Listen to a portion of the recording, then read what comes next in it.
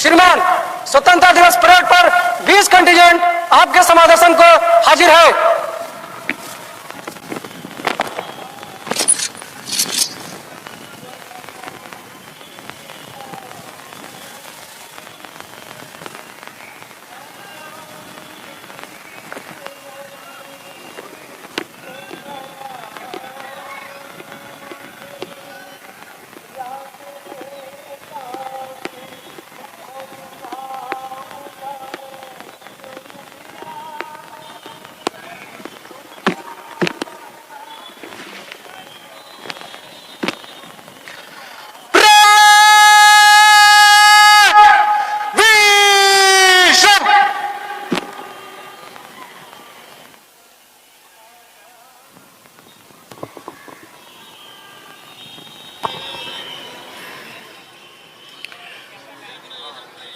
कर्णप्रिय धुन पर मार्च करते हुए परेड में भाग लेने वाली टुकड़ियां मैदान के पश्चिमी छोर से पूर्वी छोर तक पंक्तिबद्ध खड़ी हो गई है। सेकंड इन कमान युवा पुलिस अधिकारी नीतीश चंद्र धारिया ने इन टुकड़ियों का कमान भारतीय पुलिस सेवा के अधिकारी और आज के परेड कमांडर शिवम धाकड़ को सौंप दिया है। विधि व्यवस्था को बनाए रखना और आज़ादी की सुरक्षा इन कर्तव्यों से जुड़ा है इनका दायित्व। आज़ादी की बात जब भी आती है स्वतः स्मरण हो आते हैं क्रांतिकारी वीरों के नाम, उनकी शहादत, उनके कुर्बानियाँ। कभी वो भी दिन आएगा जब अपना राज देखेंगे, कभी वो भी दिन आएगा जब अपना राज देखेंगे, जब अपनी ही ज़मीं होगी और अपना आसमां होगा। चखाएंगे मजा बर्बादी का गुलशन गुलचों को, बाहर आ जाएगी उस दम जब अपना बागवां होगा। ये सपना था स्वतंत्रता सेनानियों का। इन्हीं स्वतंत्रता सेनानियों की प्रेरणा रही कि जब कभी भी हमारे पड़ोसी देशों की कुदृष्टि हमारे देश पर पड़ी तब तब हमने उन्हें धूल चटाया, ईंट का जवाब पत्थर से दिया। 1962, 1965, 1971 और 1999 के कारगिल युद्ध के बाद आज उदाहरण है 2025 का ऑपरेशन सिंदूर और ऑपरेशन महादेव का युद्ध। आतंकियों को खोज खोज कर हमारे वीर जांबाज जवानों ने उन्हें ढेर कर दिया। दुश्मनों को बता दिया कि अब तुम्हें गफलत में रहने की जरूरत नहीं। अब ये देश एक नया भारत है, नई ऊर्जा, नई युवा शक्ति और अत्याधुनिक शक्तियों की क्षमता वाले मारक विमानों से लबरेज है ये।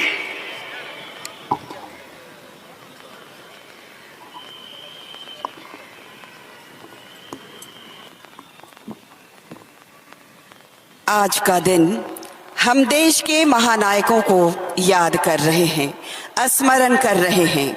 हजारों लाखों लोगों की कुर्बानियों के बाद देश को आज़ादी मिली। अनेक वीरों ने अपनी जानें गंवाई। महात्मा गांधी, लाला लाजपत राय, बाल गंगाधर तिलक, भगत सिंह, चंद्रशेखर आजाद, सरदार वल्लभ भाई पटेल, सुभाष चंद्र बोस जैसे क्रांतिकारियों ने अपनी जान की बाजी लगा दी, क्योंकि हमें सिर्फ और सिर्फ स्वतंत्रता चाहिए थी। हम उन वीरों को, बलिदानियों को, शहीदों को याद कर श्रद्धा के फूल निवेदित कर रहे हैं। इस स्वतंत्रता महायज्ञ में कई वीरवर आए काम, नाना धुंध पंथ तातिया, चतुर अजिमुल्ला सरनाम, अहमद शाह मौलवी, ठाकुर कुंवर सिंह, सैनिक अभिराम भारत के इतिहास गगन में अमर रहेंगे जिनके नाम।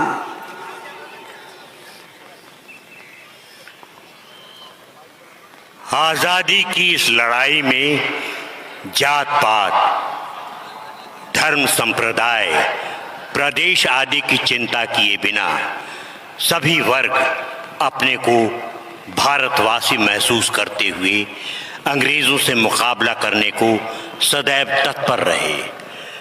आजादी के इस महायुद्ध में आदिवासियों ने भी बढ़ चढ़कर हिस्सा लिया था। वे मानते थे कि जल, जंगल और जमीन हमारी थाती है। इसकी हिफाजत और शोषण के खिलाफ 1855 में संथालों ने ब्रिटिश हुकूमत को चुनौती देने का बीड़ा उठाया। सिद्धू कानू के नेतृत्व में साहेबगंज से शुरू हुए ये आंदोलन छोटा नागपुर, संथाल परगना से लेकर उड़ीसा के मयूरभंज तक 1918 तक जारी रहा। मोरगो मांझी, वीर मांझी और इस आंदोलन के संथाल हुल आंदोलन की तरह ही आदिवासियों का अन्य आंदोलन भी उग्र रूप लेता गया। आदिवासियों की उग्र आंदोलन देख ब्रिटिश हुकूमत भयभीत होती रही। आक्रोशित आदिवासी समूह हजारीबाग जेल में घुस गया, जेल में आग लगा दी। संथाल विद्रोह के अग्रणी नीलांबर, पीतांबर, सिद्धू कानू, चांद भैरव और तिलका मांझी, छोटा नागपुर के बिरसा भगवान की कुर्बानियां चिंगारी बनकर उभरी थी और ज्वाला बनकर छा गई थी।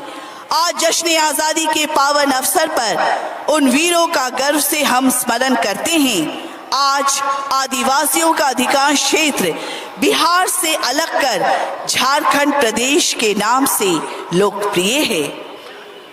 इतिहास के पन्नों में ये तहरीर लिखी है, कहते हैं जिसे हिंद शहीदों की जमीन है। और माननीय मुख्यमंत्री महोदय की सवारी गांधी मैदान के पश्चिमी द्वार से प्रवेश कर गई है।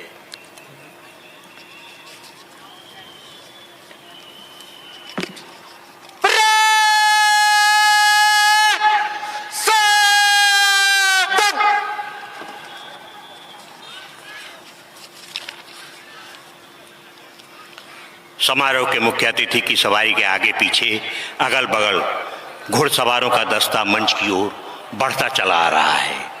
माउंटेड पुलिस दस्ते का नेतृत्व कर रहे हैं बादल घोड़े पर सवार हवलदार विजय प्रसाद और युवराज घोड़े पर सवार सिपाही राकेश कुमार रंजन। इनके अलावा 11 अन्य घोड़ों पर हैं सिपाही राजकुमार, सिपाही विकास सिंह, सिपाही रविंद्र प्रसाद सिंह, सिपाही रमेश राम, सिपाही मनोज कुमार, सिपाही गौतम कुमार, हवलदार सुनील कुमार सिंह, हवलदार महेंद्र राम, हवलदार अजय कुमार, सिपाही अखिलेश कुमार, सिपाही राजीव कुमार।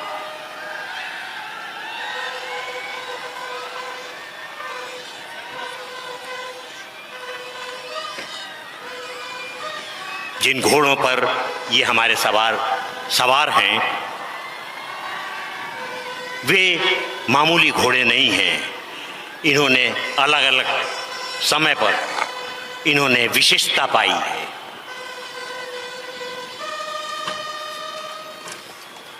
मंच के निकट पायलट में हैं बिहार पुलिस की सिपाही शहजादी नाज और सिपाही शिवानी कुमारी। और आज के समारोह के मुख्य अतिथि माननीय मुख्यमंत्री श्री नीतीश कुमार जी की सवारी मंच के निकट आकर खड़ी हो गई है।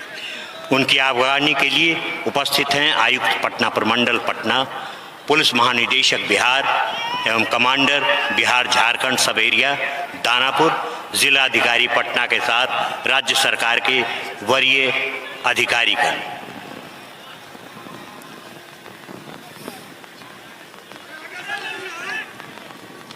माननीय मुख्यमंत्री महोदय सभी का अभिवादन आज के मौके पर कर रहे हैं। इनके साथ उप मुख्यमंत्री भी हैं और अब माननीय मुख्यमंत्री महोदय मंच पर आगे बढ़ते जा रहे हैं। कुछ ही देर में उन्हें सलामी दी जाएगी।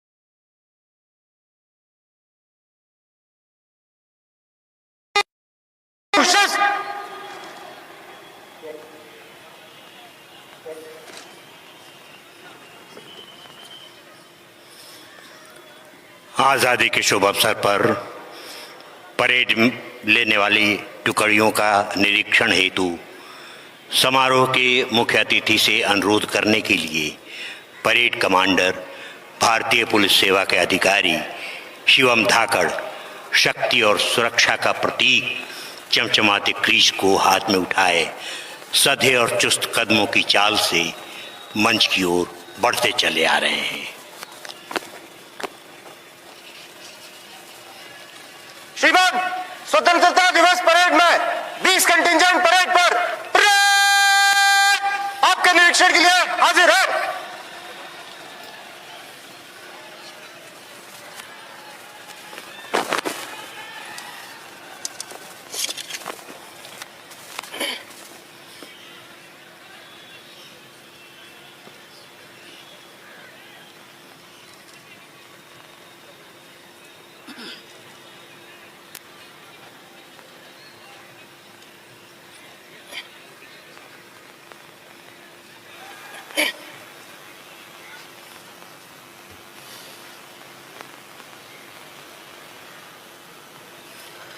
नंबर 1 कंटिजेंट खड़ा रहे, बाकी परेड बेशर्म। माननीय मुख्यमंत्री महोदय अब खुली जीप पर सवार होकर परेड का निरीक्षण करने जा रहे हैं। साथ में हैं पुलिस महानिदेशक बिहार और परेड कमांडर शिवम धाकड़। जीप ड्राइव कर रहे हैं HQRT के ASI मनोज कुमार सिंह। सामने खड़ी टुकड़ियां जवानों की है। सीमाओं पर चौकसी का सवाल हो या दुश्मनों से अचानक हमले का बवाल, आतंकवादियों से दो हाथ करने हो या सांप्रदायिक दंगों से जूझना हो, इन जवानों के बिना विपरीत परिस्थितियों से निपटने की कल्पना भी संभव नहीं है। अपने परिवार से दूर रहकर ये जवान कभी बर्फीली चोटियों पर, कभी झुलसा देने वाले रेगिस्तानों में, कभी दलदली बंजर इलाकों में, तो कभी अंदरूनी हिस्सों में सांप्रदायिकता, आतंकवाद, प्राकृतिक आपदा के समय अपना कर्तव्य निभाते रहते हैं। जय जवानों की जय हिंद बोली ये ऐसी वैसी बोली नहीं है। जय जवानों की जय हिंद बोली ये ऐसी वैसी बोली नहीं है। बादलों की गरज और तड़प है ये, कायरों की ये टोली नहीं है।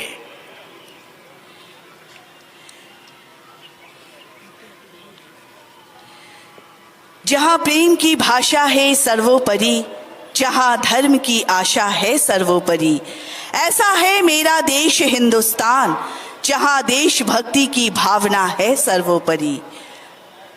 बात ये हवाओं को बताए रखना, बात ये हवाओं को बताए रखना, मेरा हिंदुस्तान रोशन होगा, दिए तुम जलाए रखना।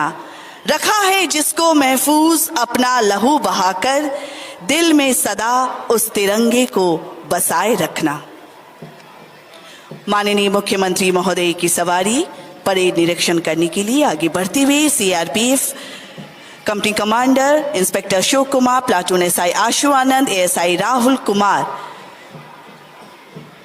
दूसरी टुकड़ी है सीआईएसएफ की company commander inspector VK Yadav, platoon SI Manmohan Kumar, ASI SK Thakur.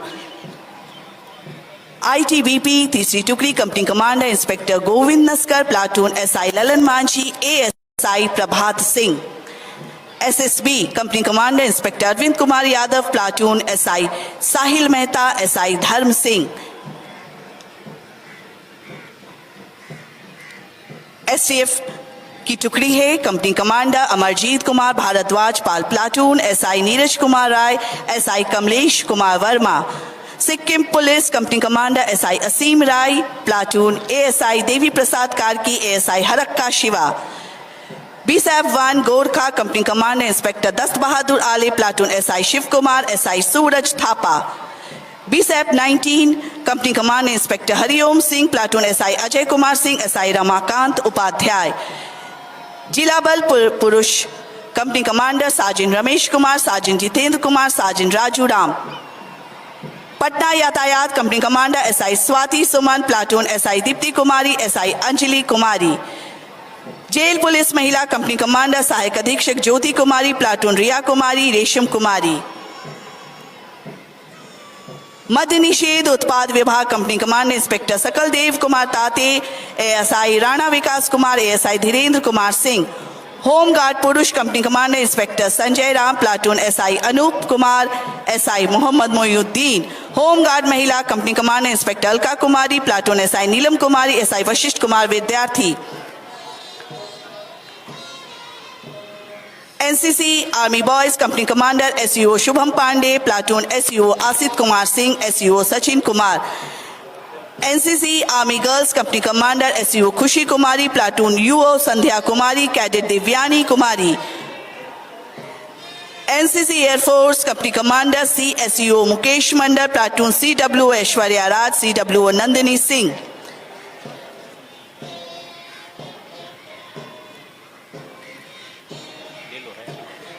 NCC naval wing company commander CC Khushi Kumari, cadet Ekta Bharti, cadet Anjali Kumari. Scout and guide company commander Drishti Narayan, platoon Shweta कुमारी एवं सुषमा कुमारी। स्वान दस्ता कंपनी कमांडर प्रनी विष्णु शंकर प्रसाद, प्लाटून हवलदार भरत राम। अग्निशाम हाइड्रोलिक संचालक दीपक कुमार, दीपक शाह, अभिषेक कुमार। वाटर बाउंसर संचालक उपेंद्र कुमार, विजय पासवान, शुभम कुमार शर्मा, हवलदार Akashdeep. Band BRC brass band हवलदार गौस मोहम्मद मियाँ, बीआरसी पाइप सूबेदार major Rajkumar, SSB pipe band ASI Nanak Chand एवं होमगार्ड हवलदार अर्जुन राम। जीप ड्राइव कर रहे हैं HQRT के एएसआई मनोज कुमार।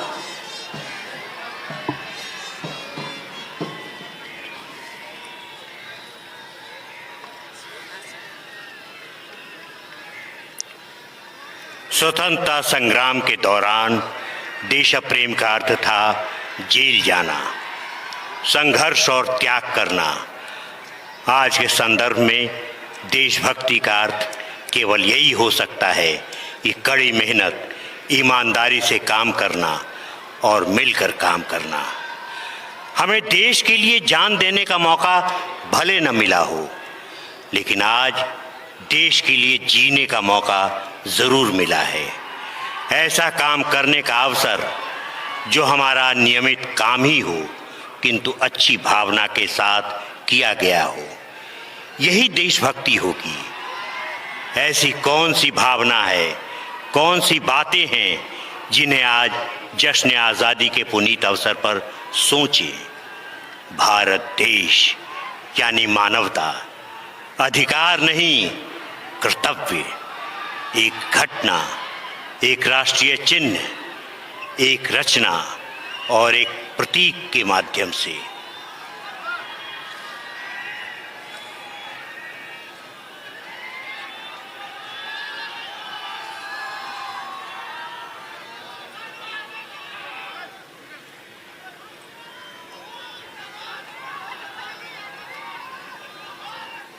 देश ने क्या दिया और क्या किया, ये सोचने के बजाय देश को हमने क्या दिया और देश के लिए हमने क्या किया के बारे में गहन सोच और चिंतन हो, यही हमारा राष्ट्रीय धर्म है। आज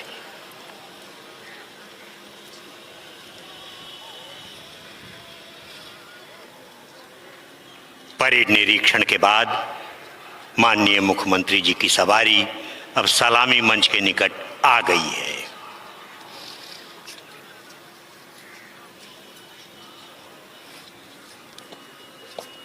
माननीय मुख्यमंत्री के चेहरे पर प्रसन्नता के भाव हैं। उन्हें नाज है परेड में भाग लेने वाले सैनिकों की चुस्ती पर।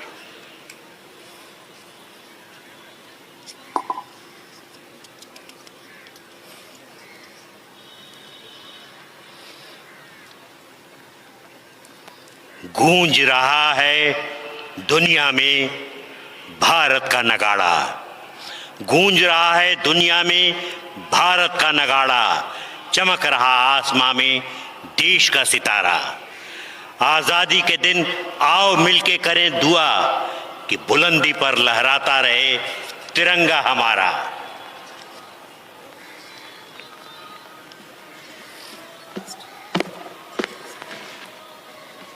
अब कुछ ही देर में झंडोत्तोलन किया जाएगा।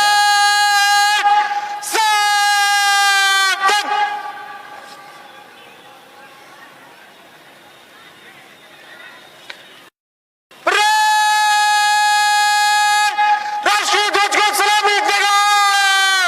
राष्ट्रीय सलूट, सलामी, शस्त्र।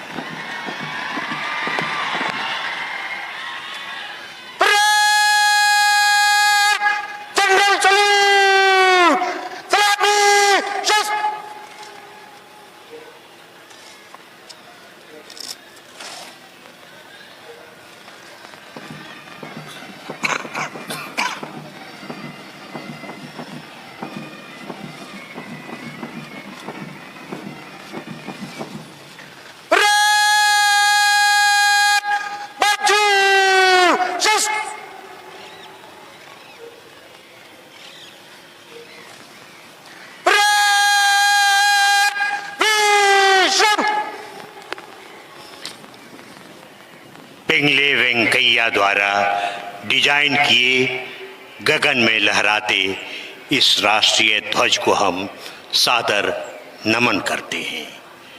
अब माननीय मुख्यमंत्री महोदय श्री नीतीश कुमार जी बिहार की जनता को संबोधित करेंगे।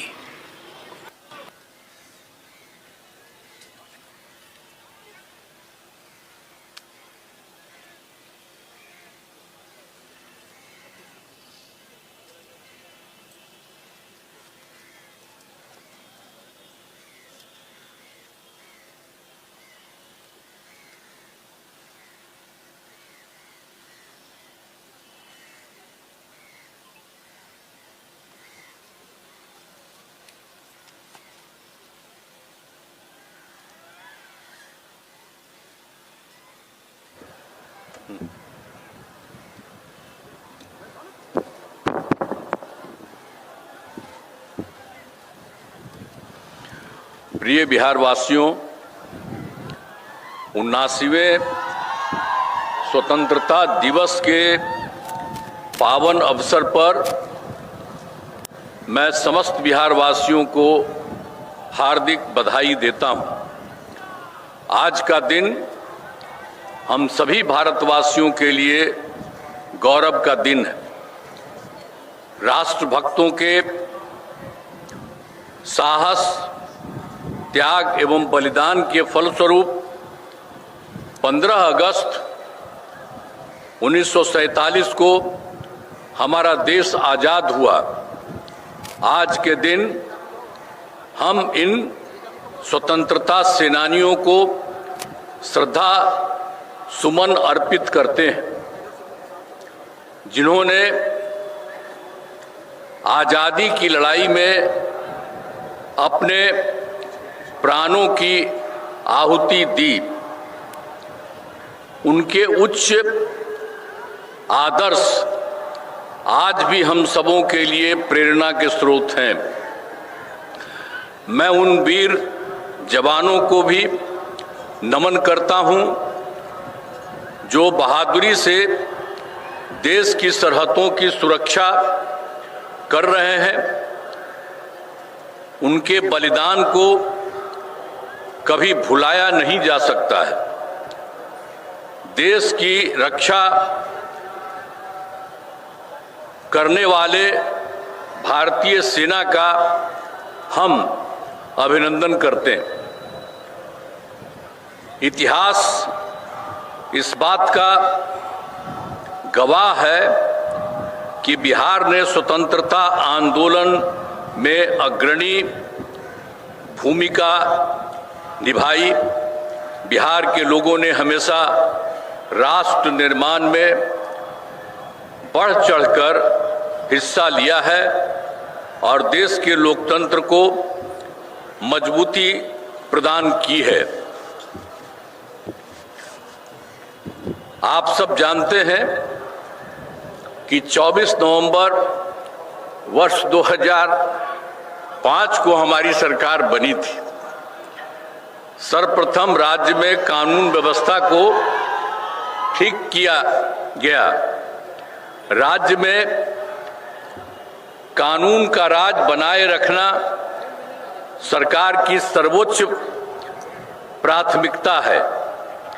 सरकार द्वारा अपराध नियंत्रण एवं विधि व्यवस्था संधारण के लिए सभी आयामों पर योजनाबद्ध तरीके से काम किया गया है और वर्ष 2005 में बिहार में पुलिस बल की संख्या मात्र 42,481 थी, 481 थी, जो जरूरत के हिसाब से बहुत कम थी। इसलिए शुरू से ही पुलिस बल की संख्या को बढ़ाने पर जोर दिया गया और अब पुलिस की संख्या बढ़कर उसके बाद 1,10,000 हो गई।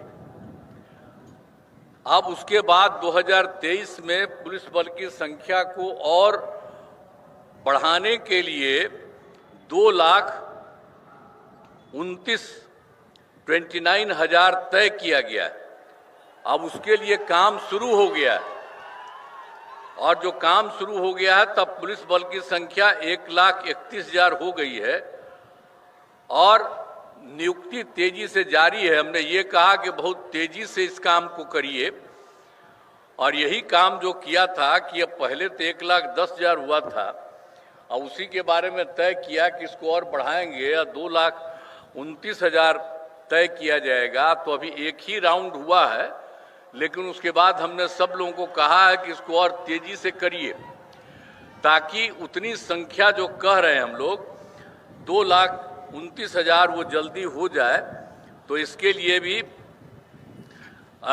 होने की बात हो रही है और राज्य में वर्ष 2005 की तुलना में हत्या, डकैती, लूट और फिरौती हेतु अपहरण की घटनाओं में बहुत कमी आई है। अब किसी प्रकार के डर एवं भय का वातावरण नहीं है। लोग देर रात तक बाजार हाट का काम कर रहे हैं। लोग बिना डर भय के हर जगह आ जा रहे हैं। अब इसके बाद सर्वप्रथम शिक्षा एवं स्वास्थ्य के क्षेत्र में विशेष ध्यान दिया गया। पहले बहुत कम स्कूल थे। जब हम लोगों की सरकार बनी उसके बाद क्या हाल था? पहले बहुत कम स्कूल था, शिक्षकों की काफी कमी थी और जिसके कारण स्कूलों में ठीक से पढ़ाई नहीं होती थी। तो बड़ी संख्या में नए स्कूल खोले और नियोजित शिक्षकों की बहाली हम लोगों ने की और शिक्षा को बढ़ावा देने हेतु लड़के लड़कियों के लिए पोशाक एवं साइकिल योजना चलाई गई है। आप सब जानते हैं कि कितना ज्यादा किया गया भाई। आखिर शिक्षा को बढ़ावा देने हेतु लड़के लड़कियों के लिए पोशाक एवं साइकिल योजना चलाई और सभी पंचायतों में उच्च माध्यमिक विद्यालय खोले गए। लड़कियों को 12वीं पास करने पर 25,000 रुपये तथा ग्रेजुएट पास होने पर 50,000 रुपये की राशि दी गई है। अब लड़कियां भी खूब बढ़ रही हैं और स्कूलों में लड़के लड़कियों की संख्या लगभग बराबर हो रही है। तो वर्ष 2023 में बिहार लोक सेवा आयोग द्वारा 2,56,000 सरकारी शिक्षकों की बहाली की गई है। अब हम लोगों ने फिर बढ़ा दिया। अब पहले जो था 2006 में हमने कहा था कि नहीं आप ही लोग बहाल करिए, तो उसकी संख्या रही है 3 लाख बने, उसके 68,000 तो नियोजित शिक्षक बने। अब जिसमें अब उसमें जो हम लोगों ने सब कुरुआ किया तो 3 लाख जो 68,000 वाली थी उसी में से कुछ लोग लोक सेवा आयोग में पढ़ाई दी तो शामिल हुए, तो उसमें भी उसमें 28,976 सरकारी शिक्षक बन गए। तो जो हमने कहा कि 2,58,000 उसमें ये भी शामिल हो गए। तो इसलिए 3 लाख जो 68,000 था वो हो करके अब 3,39,000 और 24 नियोजन शिक्षक शेष बचे। तो उसके बाद हम लोगों ने कहा कि भाई एक जगह करके वो इसमें भी शामिल हुई है। अब किसी को इसमें बीपीएससी की परीक्षा में आने की जरूरत नहीं है। एक मामूली सी परीक्षा करके इन लोगों को किया जाएगा। तो यही सब किया गया, सरकारी शिक्षक बनाया जाएगा। तो इसके लिए सरकार ने तय किया कि 5 मौके हम लोगों ने तय किया और 2 परीक्षाओं का आयोजन हुआ। तो उसमें 2,54,000 नियोजित शिक्षक पास हो गए। अब उसके बाद बच गया है मात्र 85,000 शेष बच गए हैं। हाल ही में तीसरी परीक्षा भी हुआ है, 5 के बारे में बात था, तो अभी तीसरी परीक्षा भी हुआ है लेकिन उसका कोई रिजल्ट अभी नहीं आया है। और उसके बाद अगला 2 बार भी बहुत जल्दी कराया।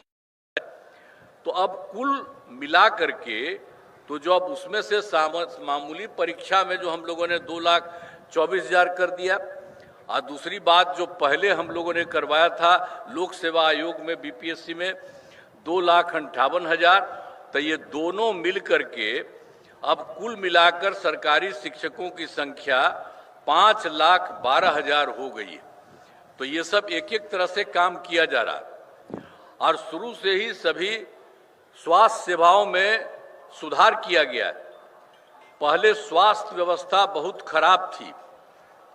प्राथमिक स्वास्थ्य केंद्र में इलाज के लिए प्रति माह मात्र 39 मरीज ही आते थे, यानी प्रतिदिन एक दिन में 1 या 2 मरीज आते थे। पहले क्या हुआ था, जो हम लोगों का हुआ था उसके पहले 25 के पहले से जो लोग थे तो उनको क्या हाल था, यही था।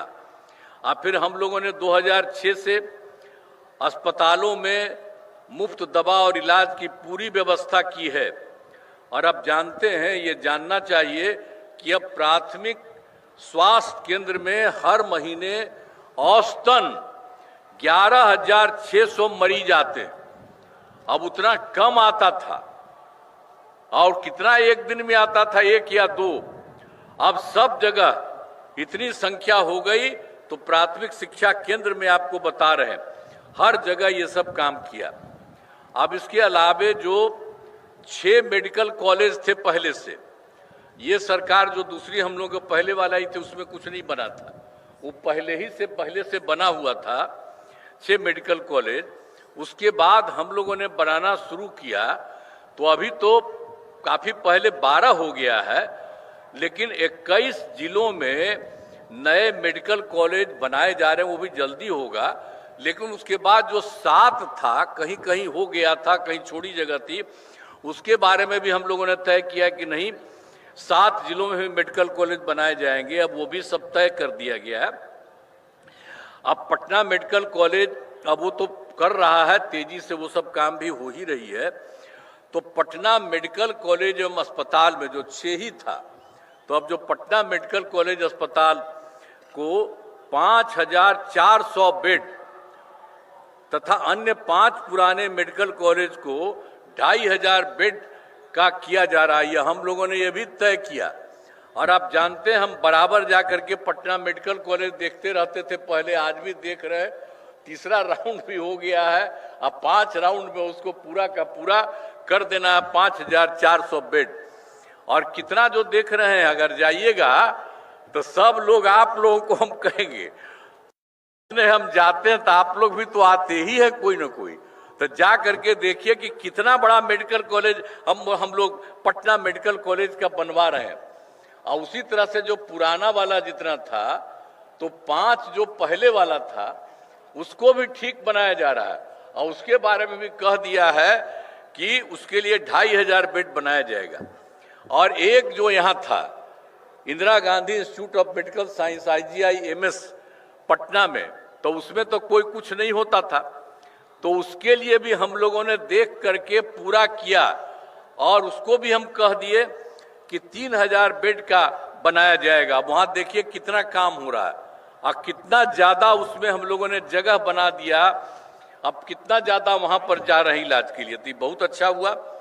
तो ये तो सबका कर ही दिया गया है, और बिल्कुल और नया जो बन रहा है वो काफी अच्छा बन रहा है।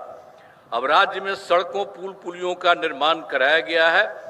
राज्य के सुदूर क्षेत्रों में 6 घंटे में पटना पहुंचने के लक्ष्य को, तो जो बात हुआ था हम लोगों ने पहले किया था 2016 में ही सड़कों और पुल पुलियों का, तो 6 घंटे में दूर से यहाँ आ जाता था। लेकिन उसके बाद फिर हम लोगों ने और कराया इसको करने का, तो अब सबसे दूर से पटना आने में अब हो गया है 5 घंटा। तो इसके लिए हम लोग और करवा रहे हैं कि इसी तरह से और अच्छे ढंग से सब जगह से हो। अब उसके बाद जो वर्ष 2015 में हम लोगों ने क्या किया, 7 निश्चय के तहत किया, अनेक काम किया गया, बहुत सारा काम किया गया। तो हर घर तक बिजली, हर घर नल का जल, हर घर शौचालय था, टोलों में पक्की सड़कों को जोड़ने का काम पूरा हो गया है। जो नई बसावटें घर बन गए हैं उनमें ये काम कुछ भी दिनों में पूरा करा लिया जा रहा है। अब जिसका भी घर टूट गया या कोई नया घर बनाया उसके लिए भी बनाया जा रहा है, और सब कुछ किया जा रहा है। अब फिर 2020 में भी 7 निश्चय 2 के तहत सभी योजनाओं पर काम चल रहा है। अब इनमें ग्रामीण सोलर स्ट्रीट लाइट, हर खेत तक सिंचाई का पानी, टेली मेडिसिन, बाल हृदय योजना पर तेजी से काम चल रहा है। अब उसके बाद हम लोगों के सरकार द्वारा युवाओं को सरकारी नौकरी एवं रोजगार उपलब्ध कराया गया। अब पहले क्या था, शुरू में हम लोगों ने तो कर दिया था 8 लाख से अधिक युवाओं को सरकारी नौकरी, लेकिन 2020 में हम लोगों ने तय किया 7 निश्चय 2 में कि 10 लाख नौकरी और 10 लाख रोजगार देना तय किया। लेकिन आपको बता दें कि अब 10 लाख नौकरी वाला काम हो चुका, तो अब हो रहा है कि धीरे धीरे बढ़ेगा तो एक लगभग 12 लाख भी हो जाएगा। और 10 लाख रोजगार जिसको किया गया तो उसमें जो बढ़ने लगा, तो अब क्या था, पहले सोचा जा रहा था कि 38 होगा, लेकिन अब इस बार 39 तक हो गया, यानी अब इतना हो गया। तो अब 50 सोचा जा रहा था, तो एक का तो हो गया। इसके बाद आप समझ लीजिए 10 लाख रोजगार तो पूरा हो गया है, बाकी जो किया जा रहा है तो 50 लाख से भी अधिक सरकारी नौकरी और रोजगार होगा। तो एक एक तरह से ये काम होगा।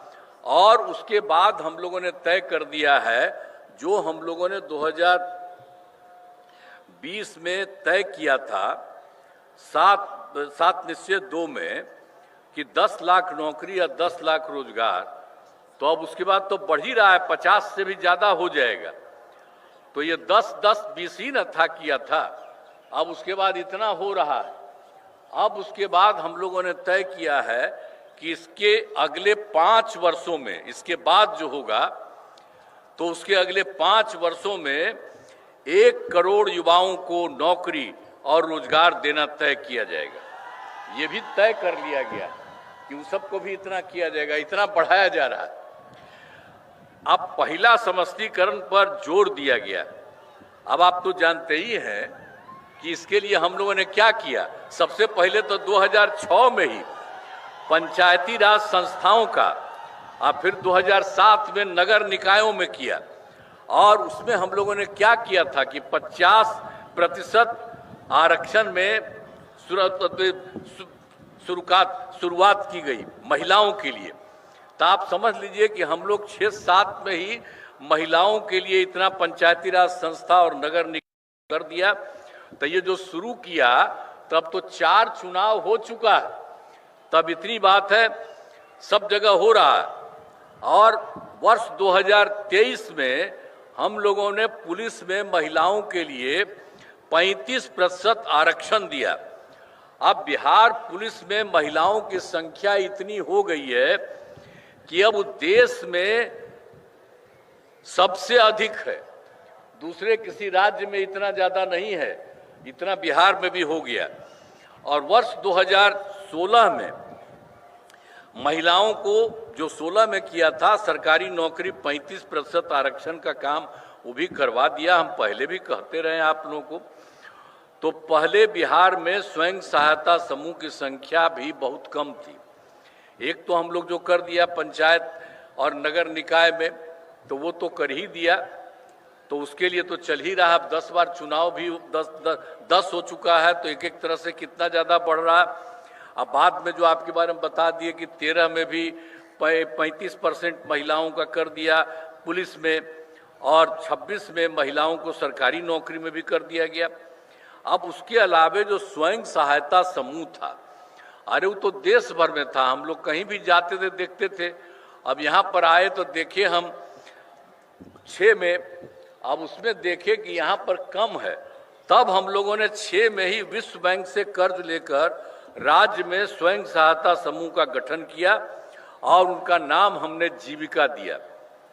तो अब स्वयं सहायता समूह की संख्या लगभग 11 लाख हो गई है, आज जिसमें जीविका दीदियों की संख्या 1,40,00,000 हो गई। अब इसका शहरी क्षेत्र में नहीं था, तो हम लोगों ने 2024 में शहरी क्षेत्रों में भी स्वयं सहायता समूह का गठन हम लोगों ने कहा कि ये उसको शुरू करा दिया। तो उसको शुरू करा दिया है, तो अभी तो तेजी से हो रहा है।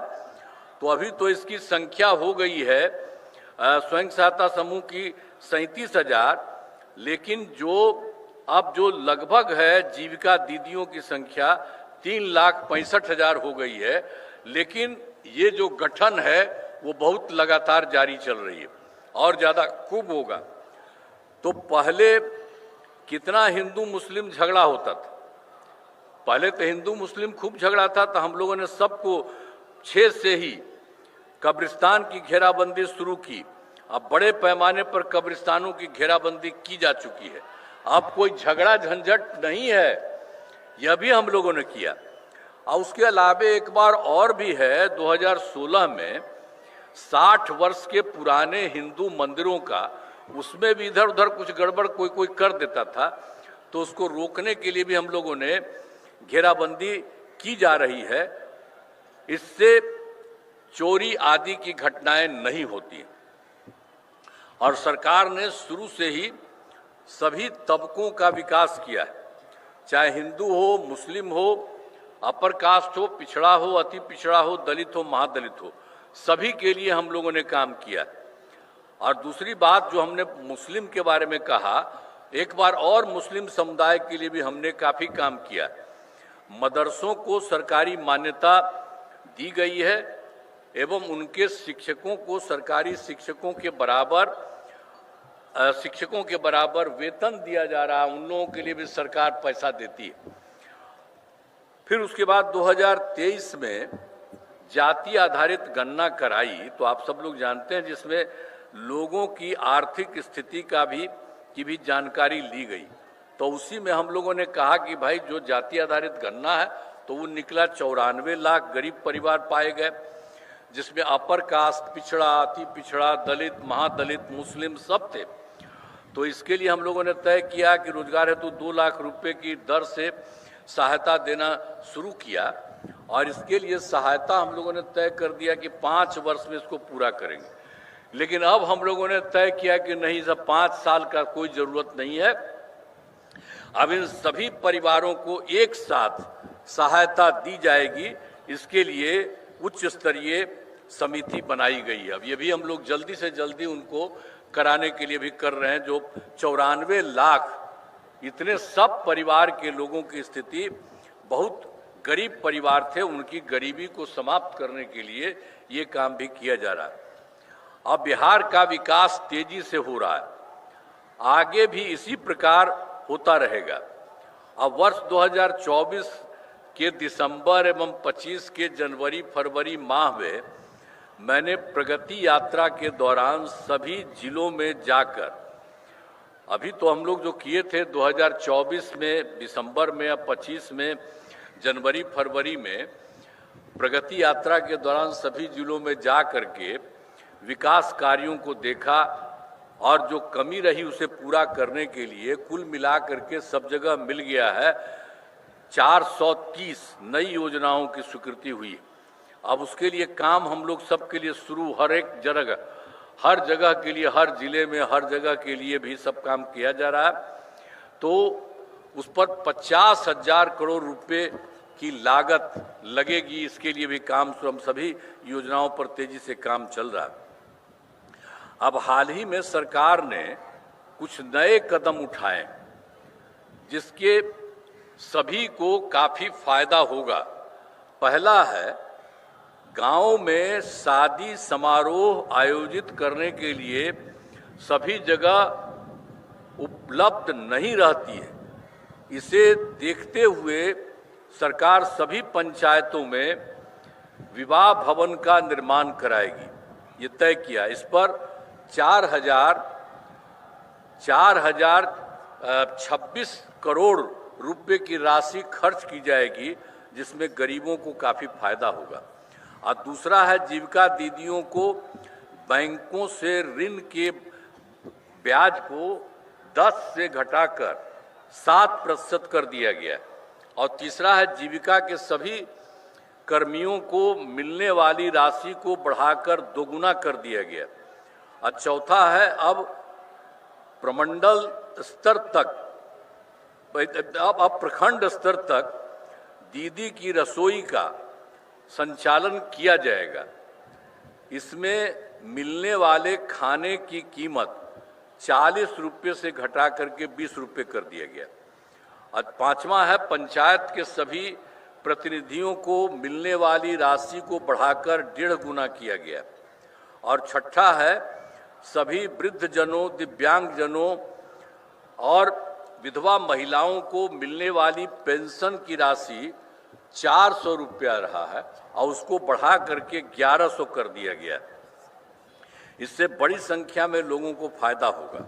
और एक चीज अभी और हाल ही में हम लोगों ने कर दिया है कि आप जानते ही हैं कि 2018 में हर घर बिजली पहुंचा दी गई, सब जगह कर दिया गया था।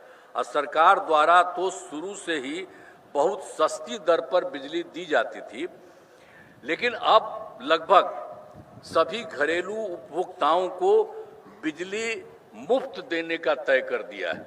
अभी हाल में यही तय हो गया है, अब सबको कोई पैसा नहीं लगेगा, अब बिजली वाले में उन सब लोगों को मुफ्त में लगेगा। और सरकार की तरफ से सभी, अब जो लोग चाहेगा, इच्छुक लोगों के घरों पर सोलर लगाए जाएंगे, जो भी हम लोग चाहेंगे वो सब भी करे, ऊपर सोलर लगाए जाएंगे। इससे सभी को बहुत फायदा होगा। अब सब तो सरकार तो अपने पैसे से लेकर के कम पैसा में देती थी, लेकिन अब इस बार हम लोगों ने तय कर दिया अभी हाल ही में कि अब उसको मुफ्त में, कोई पैसा नहीं लगेगा, अब उसको मुफ्त में दिया जाएगा। और उसके अलावे उसके घर पर भी लगाने के लिए जो हमने बोल दिया, घरों पर सोलर लगाया जाएगा। अब मैं कुछ नई घोषणाएं करता हूं। राज्य में नौकरी के लिए आयोजित होने वाली प्रारंभिक प्रतियोगिता परीक्षाओं में परीक्षा शुल्क को घटाकर मात्र 100 रुपये कर दिया जाएगा तथा मुख्य परीक्षा में कोई परीक्षा शुल्क नहीं लिया जाएगा।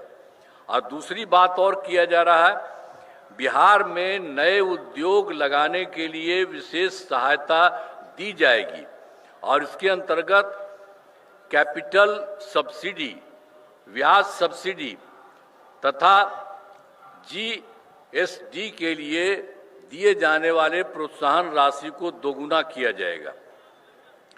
फिर और उसके बाद उद्योग लगाने के लिए सभी जिलों में जमीन की व्यवस्था की जाएगी तथा रोजगार देने वाले उद्योगों को मुफ्त में जमीन दी जाएगी। और उसके बाद उद्योग लगाने हेतु आवंटित भूमि से संबंधित विवादों को समाप्त किया जाएगा। और उसके बाद यह सुविधा अगले 4 महीने में उद्योग लगाने वालों को दी जाएगी। और उसका तीसरे नंबर पर भी काम राज्य के 7 जिलों क्रमशः किशनगंज, कटिहार, रोहतास, शिवहर, लखीसराय, शेखपुरा, अरवल में नए मेडिकल कॉलेज अस्पताल, पहले तो हम बता रहे थे कि 7 के लिए भी हम लोग बचा हुआ उसके लिए करेंगे, तो उसके बारे में फिर बता दे रहे हैं आपको कि 7 जिलों में किशनगंज, कटिहार, रोहतास, शिवहर, लखीसराय, शेखपुरा और अरवल में नए मेडिकल कॉलेज में अस्पताल खोले जाएंगे।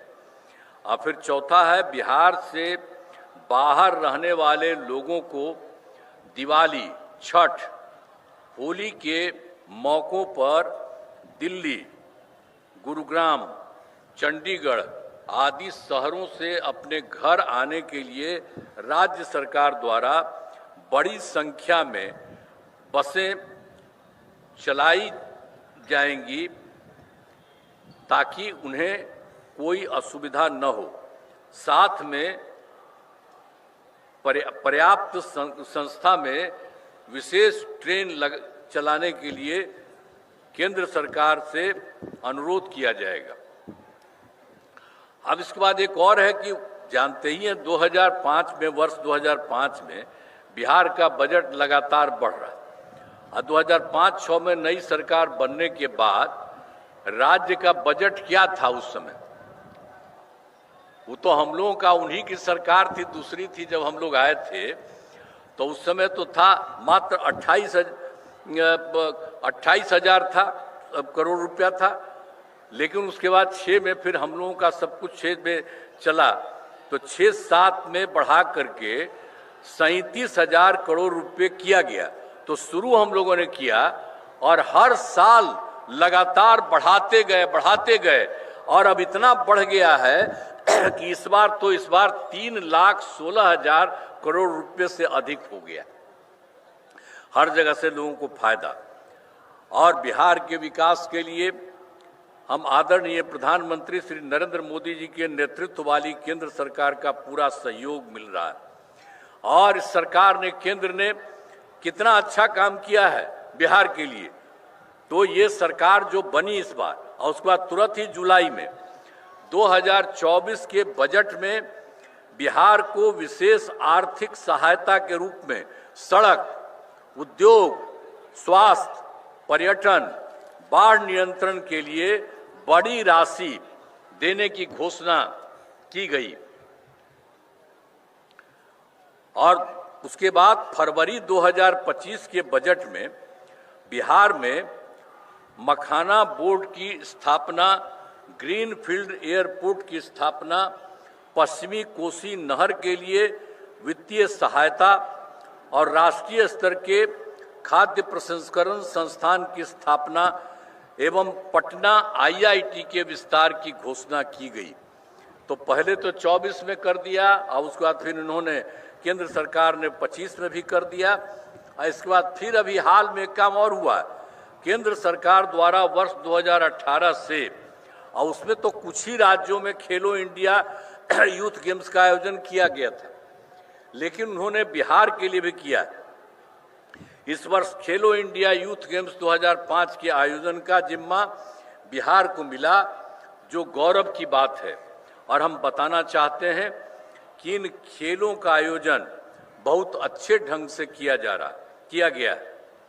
हाल ही में, और उसके अलावे तो और भी बहुत अच्छा काम किया है केंद्र सरकार ने। जाति आधारित गणना कराने का निर्णय लिया, जो बहुत ही अच्छा चीज है। तो इन सब के लिए हम आदरणीय प्रधानमंत्री श्री नरेंद्र मोदी जी का आभार व्यक्त करते हैं और उनको मैं धन्यवाद देता हूं कि उन्होंने भी सबके लिए बहुत अच्छा काम किया। और उसके बाद अंत में यही है कि सरकार की कामना है कि समाज में सद्भाव एवं भाईचारा का माहौल कायम रहे। सभी चुनौतियों के बावजूद हमारा राज्य प्रगति के पथ पर अग्रसर है।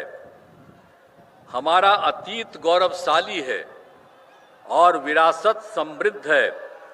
हम इसी ऊंचाई को फिर से प्राप्त करना चाहते हैं। आइए स्वतंत्र दिवस के शुभ अवसर पर हम सब यह संकल्प लें कि बिहार को एक खुशहाल राज्य के रूप में विकसित करने के लिए अपना सहयोग प्रदान करें। इस अवसर पर एक बार पुनः सभी बिहार वासियों को मैं शुभकामनाएं देता हूं। जय हिंद, जय हिंद, जय हिंद। बहुत बहुत धन्यवाद। धन्यवाद सर। आज के समारोह के मुख्य अतिथि माननीय मुख्यमंत्री बिहार का जनता को संबोधन समाप्त हुआ। अब परेड कमांडर, भारतीय पुलिस सेवा के अधिकारी शिवम धाकड़ आज के समारोह के मुख्य अतिथि से परेड विसर्जन की अनुमति प्राप्त करने के लिए हाथ में चमचमाते क्रीज को उठाए सधे और चुस्त कदमों की चाल से सलामी मंच की ओर आ गए हैं और पहुंच गए हैं। श्रीमान, स्वतंत्रता दिवस परेड संपन्न हुआ। परेड को विसर्जन करने की अनुमति चाहता हूं।